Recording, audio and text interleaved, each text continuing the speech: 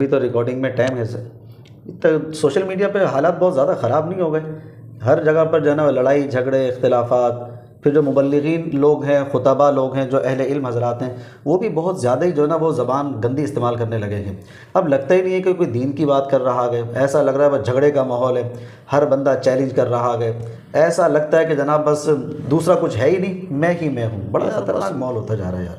मैं कभी सोचता हूँ कि हमारे यहाँ एक मुंह से जुमला बोल दिया जाता है, नहीं मेरे दिल में कोई तकब्बुर नहीं है, लेकिन हरकतें हमारी ऐसी होती हैं। बस तकब्बुर का माना क्या है? दूसरे को घटिया समझ लो, अपने आप को अफजल समझ लो, यही माना है ना। या हक का जो इनकार कर दो। दोनों के दर्जों में फ़र्क है, लेकिन मिलता जुलता एक इतलाक़ तकब्बुर का होता है। अच्छा, मैं कुरान पाक में गौर करो ना आप ज़रा, शैतान को अल्लाह ने फरमाया सजदा कर, उसने सजदा नहीं किया। अच्छा, शैतान ने अपने मुँह से बोला था कि मैं तकब्बुर कर रहा हूँ? शैतान का अपना जुमला नहीं है। अल्लाह ने फरमाया अबा वस्तकबरा वकाना मिनल काफिर, इसने तकब्बुर किया था। तकब्बुर का ये मतलब नहीं मैं अपने मुंह, भाई मेरे दिल में कोई तकब्बुर नहीं है। वो मुंह से बोलने एक्ट आपका बताएगा, आप दूसरे को घटिया समझ रहे हो, औकात ही नहीं समझ रहे आप दूसरे की। तो ये तो भाई मतलब कि मेरा अमल बता रहा है ना कि मैं बोलूँगा भाई मैं मुँह से बोल दूँ नहीं मेरे दिल में कोई तकब्बुर नहीं, वो भाई उसकी ऐसी की तैसी, मैं तकब्बुर करता हूँ। तकब्बुर ज़बान से नहीं होगा, आपका अमल बताएगा। दिलों के अंदर तो हमने घुसना ही नहीं है भाई, मैंने दिलों में तो नहीं घुसा हूँ, तो अल्लाह जाने, हमें तो एक्ट बताएगा। भाई देखिएगा अल्लाह के नबी अलैहिस्सलाम ने वो है ना टखनों से नीचे शलवारें तकब्बुर के तौर पे लटकाना घूमना मना फरमा दिया। सही। भाई सवाल ये है कि सिर्फ ये बोल दिया जाता कि भाई लटका लो लेकिन दिल में तकब्बुर ना लाओ। उस वक्त एक अलामत थी कि मुतकब्बिरीन ऐसा करते थे। नबी अलैहिस्सलाम ने इसलिए उस अमल से मना किया कि आपका अमल असल में बता रहा होता है कि आप यहाँ पे तकब्बुर कर रहे हैं। अच्छा, तबलीग का मामला कुछ ज़्यादा इतना ख़राब होता जा रहा है कि ऐसा लगता है दूसरों को समझाने की कोशिश करते हैं। यार भाई चाय तो ले आया बेटा वो चाय पकड़ लेना ज़रा।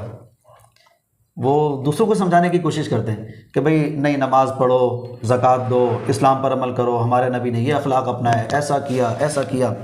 लेकिन जितनी ज़्यादा शिद्दत के साथ मुनाज़राना चैलेंज हमारे ही अहले इल्म हज़रात कर रहे होते हैं और इतने मजबूत तरीके से, जैसे खुदा न खास्ता एक लफ्ज़ में बोलने लगा कि इन पर अल्लाह ने वाक़ई कर दिया भाई मैं इतना बड़ा वाज़े हूँ, बिल्कुल बड़ा बुरा हाल है यार।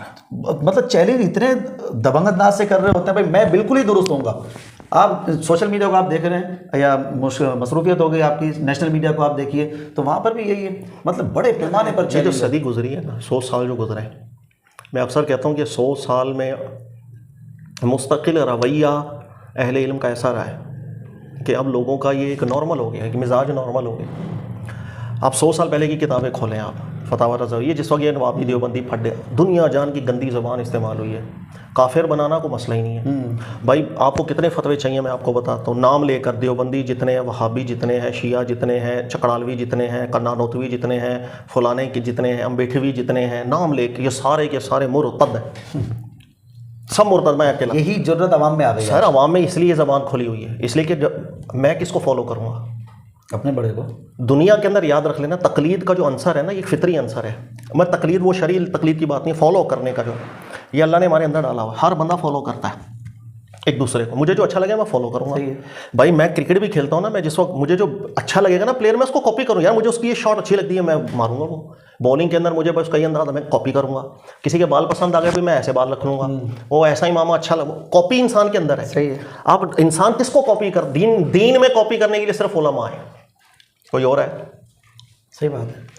अगर मेरे से वो सुनेंगे कि ये कह रहा है वो काफिर है, मुझसे जब सुनेंगे वो, हाँ सही बात है। लोग जुम्मे के बयान में जाते तो यही होता है कि भाई फुलां के पीछे नमाज नहीं होगी, यही है वो मतलब सिर्फ रफुल यदैन मामला अल्लाह का बंदे ने इतना खतरनाक बना लिया है कि बस वो रफुल यदैन करना है ना भाई, पक्का वहाबी है और वहाबी गुस्ताख होते हैं, उनके पीछे नमाज नहीं होते। मतलब इतना जहन ख़राब कर दिया। जो तरबियत गाहें थी ना हमारी, उनकी वजह से ही जो है ना शायद आज हमारी तरबियत ख़राब हो गई है। सही बात है। ये जब तक हमारा रवैया नहीं ठीक होगा ना हज़रत, उलमा का, उलमा से मुराद है कि जो साहिब मसनद है, जो साहिब मनसब। सर मसला ये ना कि साहिब मसनद गलत लोग बैठ गए। नहीं गलत लोग नहीं बैठ, अस्तगफिरुल्लाह, ये जुमला नहीं बोलना चाहिए, गलत लोग नहीं बैठ गए, फिर गलत लोग। ये देखो कुछ चीज़ें ऐसी होती हैं जो शौरी गैर शौरी तौर पर हम लोग जो है ना कबूल करते हैं। शौरी गैर शौरी तौर पर का क्या मतलब होता है? अपनी हम बात करें, अगर माजी में हमारा दिन ऐसा नहीं था क्या, तब्दील क्यों हुआ? खुद पढ़ा है, हमारे उस्ताद बदल गए। जब ज़ाहिम साहब की शागिर्दी की, ज़हन बदल गया।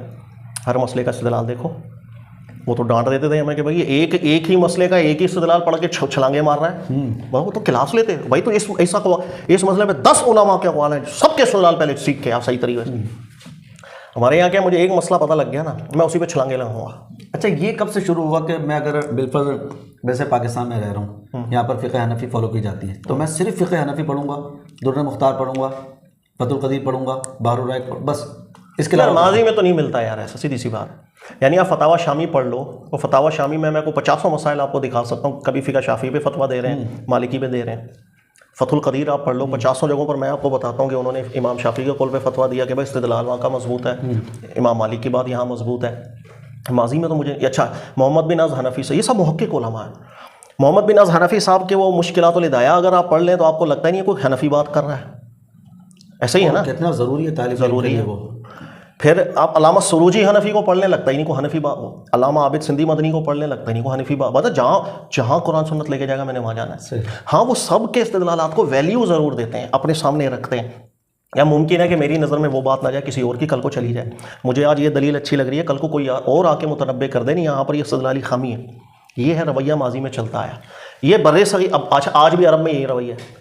अरब के भाई हम्बली फ़िक़्ह को मेनली फोकस में रखते हैं हरम के उलमा, लेकिन वो हम्बली उलमा पे फतवा देते हैं, इस्तिदलाल पे फतवा देते हैं। लिखने में अपने साथ हम्बली भी लिख देंगे, लेकिन जो बात कुरान सुन्नत में मजबूत है, कितनी बड़ी बात है, इतने बड़े मकाम पर होकर आज इमाम अबू हनीफा के कॉल पे फतवा दे रहे हैं। कितने फतावा हमने देखे कि वो जो है ना इमाम अबू हनीफा के कॉल पर आ रहे हैं। इब्ने तैमिया साहब ने कितने इमाम अबू हनीफा के कॉल को चूज़ किया। तो मतलब लगता है उनको पढ़ करके यार, ऐसा नहीं है कि इनके दिल में या इनके दिमाग में कोई जो है ना रौनक बैठी हुई है या कोई शातिर दिमागी है कि नफरत रखते हैं इमाम अबू हनीफा से, कुछ भी नहीं।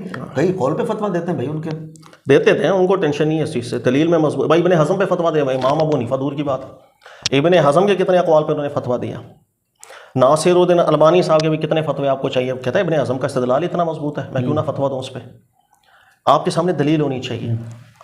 आपको कमाल बात बताऊँ, मोहम्मद बिन सालेह उसैमीन साहब की मैं तफसीर एक दिन पढ़ रहा, एक आयत गुजरी, उस आयत के तहत ना उमूमन मुफस्सिरीन एक रिवायत लेकर आ जाते हैं। अच्छा, वो रिवायत ना कुरान के मजमून के खिलाफ जा रही थी। सही। सबसे पहले अगर रिटन फॉर्म के अंदर कोई सबूत मिलता है ना, तो शेख रशीद रज़ा साहब का मिलता है तफसीर मनार में। अच्छा। कि उन्होंने उस आयत के तहत उस रिवायत को कहा यार ये तो मुझे कुरान के मजमून के खिलाफ लग रही है। उन्होंने कह दिया कि भाई मैं तो इससे तफसीर नहीं कर रहा। अच्छा, उससे पहले रिटन फॉर्म में किताबों में नहीं मिला कि किसी ने इससे पहले ये बात की हो कि ये तो रिवायत कुरान के खिलाफ है। मोहम्मद बिन सालेह उसैमीन साहब बच्चों को पढ़ा रहे थे दर्स, तो उसके अंदर यही बात चली। उन्होंने कहा कि नहीं, ये रिवायत जो है ना कमज़ोर है। शेख रशीद रज़ा साहब ने इसको नाम लेकर उन्होंने कहा कि मुतनब्बे की और बात ठीक की है। तो एक शागिर्द ने जो है वहाँ सवाल कर लिया और उन्होंने कहा कि मुफ्ती साहब, शेख रशीद रज़ा साहब से पहले कोई रिटर्न फॉर्म में इस बात का सबूत ही नहीं मिला। बड़ा प्यारा जुमला उसैमीन साहब ने कहा। उन्होंने कहा ये कोई शर्त नहीं होता कि अगर गलती पता चली बाद में, पहले वालों की अगर तवज्जो नहीं गई, ये कोई शर्त नहीं है कि आगे आने वाला वो ठीक बात कर ही नहीं सकता। सही। बात में वजन होना चाहिए। कितनी प्यारी बात है। अब वो चाहे पीछे से सदियों सबूत नहीं मिलना, लेकिन एक तवज्जो नहीं जा रही थी लोगों की। होता है इंसान की तवज्जो नहीं जाती, लेकिन जिक्र किया। इसलिए मैंने कहा कि जब तक जो मनसब पे बैठा बंदा ना रवैया चेंज नहीं करेगा, माहौल नहीं बदलेगा। अपने अंदर नरमी भी लाए, इस्तिदलाल की मारिफत रखे। देखो हम लोग जब दर्शन निज़ामी हमारे यहाँ होती है ना, हर मसले पे पढ़ते हैं इमाम शाफ़ी का इख्तलाफ है, उनकी दलील ये, इमाम मालिक का ये, इमाम मोहम्मद का ये, यूसुफ़ का ये। आप लड़ते तो नहीं हो ना, किसी को बदमज़हब भी नहीं कहते, आप सबके दलाइल देखते हो और एक कौल को मुफ्ता भी कह देते कि भाई यही रवैया होना चाहिए। आप रद्द करो, दलील का रद्द करो, जितना मर्जी करो। शख्सियत को बीच में क्यों लाते हो कि वो गुमराह हो गया? शख्सियत का क्या था भाई? दलील देखो, दलील या मजबूत है या कमज़ोर है, दो में से एक ही बात है ना। आप दलील दे रहे हो, मैं दे रहा हूँ, दोनों में से एक मजबूत है, एक कमज़ोर है। अच्छा, सुनने वाले इधर 100 बिठा दो, यकीन करो 100 के 100 ये नहीं बोलेंगे कि आपकी दलील मजबूत है, 100 के 100 ये नहीं बोलेंगे कि मेरी मजबूत है। सही। उनके भी ज़हन अलग है। वो भी 50 उठ के बोलेंगे यार मुझे अभी भी ये अच्छा लग रहा है, 50 उठ के बोलेंगे नहीं मौलाना जो बात करें ना वो पल्ले की बात मेरे पल्ले पड़ी। ऐसे ही है ना, यही हुस्न है। अल्लाह ने ज़हन अलग बनाया, सोच ज़ाविया सब कुछ अलग है। ये सदका फितर वाले मामले में भी जो है ना, वो मुफस्सिरीन कुछ ज़्यादा ही आगे पीछे चले गए। मतलब नहीं इंतबाह नहीं हो रहा है। मैं आपको हैरानी वाली बात बताऊँ, इंतबाह नहीं, इस आयत में सदका फितर मुराद है। इमाम अबू हनीफा, शाफी, मालिक, हम्बल चारों तो इसी से इस्तेदलाल करते हैं। और कहाँ से करते हैं? अच्छा, सदका मैं मिसाल आपको दूँ। अच्छा, आप मुझे ये बताएं, तामे मिस्कीन देना है, एक बंदा रोज़ा नहीं रख सका, कितना होता है? 2.5 किलो आटा। एक सा तामे मिस्कीन का निसाब कहाँ से आया? वो तो सदका फितर का। इसी आयत में मुराद ले रहे हैं ना। तो ये आयत अगर वहाँ का हमल नहीं कर रही, उसको यहाँ कैसे लेकर आ गए? ये चीज़ें कॉमन थी, ये बाद में हुआ, तवज्जो नहीं की, क्योंकि शायद में ना ग्रामर के बड़े मसले मतलब आयत में नहीं है, वो हमें समझने में मसले। भाई ततव्वो से बात शुरू हो रही है, उसको फर्जियत में ले जाते हैं, ये प्रॉब्लम है। अन तसूमु, अन मसदरिया से बात शुरू हो रही है, इन शर्तिया बनाकर तर्जुमा कर देते हैं। अच्छा, फिदिया की बात चल रही है, पीछे मरीज़ मुसाफिर पे ठोक देते हैं। भाई मरीज़ मुसाफिर पे फिदिया का इतलाक यहाँ को अल्लाह ही तो फ़इद्दतु मिन अय्यामिन उखर बयान कर रहे हैं, तो अल्लाह के अपने हुक्म में कौन सी तकसीर है? सही, तकसीर तो है ही नहीं। अच्छा, फिर मनसूख क्यों किया? अच्छा सवाल है, अगर अल्लाह ने क्या ही दिया, फरमाई दिया कि एक मिस्कीन को खाना खिलाओ, क्या ज़रूरत थी मनसूख का? भाई मनसूख किसी वजह से होती है ना। एक मिस्कीन को खाना खिलाने में कौन सा मसला था कि जो मनसूख हो गया? फिर मनसूख करने में 3 से 4 आयतें मनसूख होती हैं।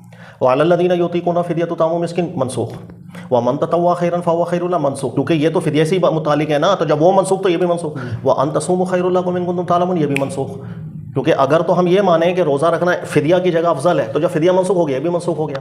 तो आपके समझ 3 आयतें कुरान की आप कहते हो बस पढ़ो बरकत के लिए।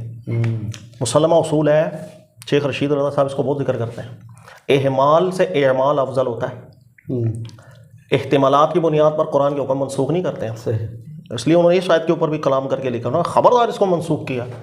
देखो तो सही अरबी क्या क्या रही है, ये उर्दू नहीं है। असल में हमें उर्दू का बड़ा दुख है, उर्दू में 40% अरबी है।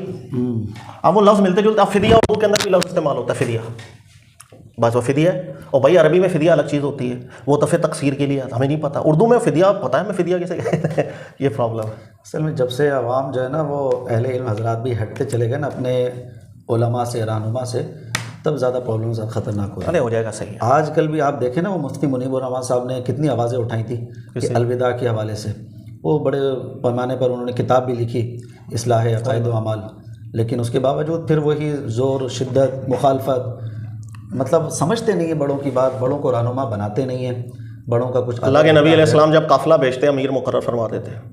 अमीर इसलिए कि एक नज़म के अंदर है आपका कारवान।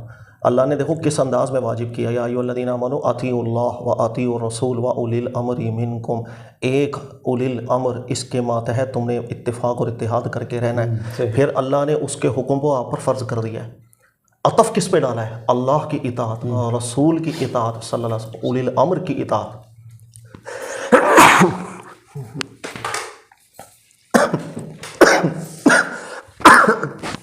फ़र्ज़ किस पे डाला है?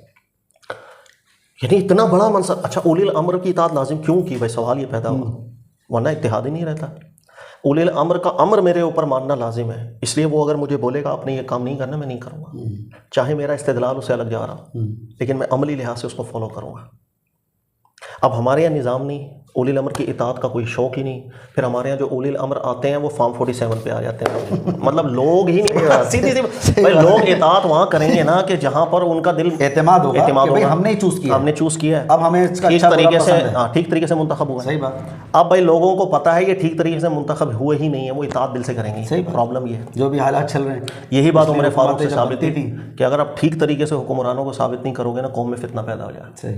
ये सारे मसाइल हैं। चलें यार प्रोग्राम शुरू करें यार। ओ भाई मैं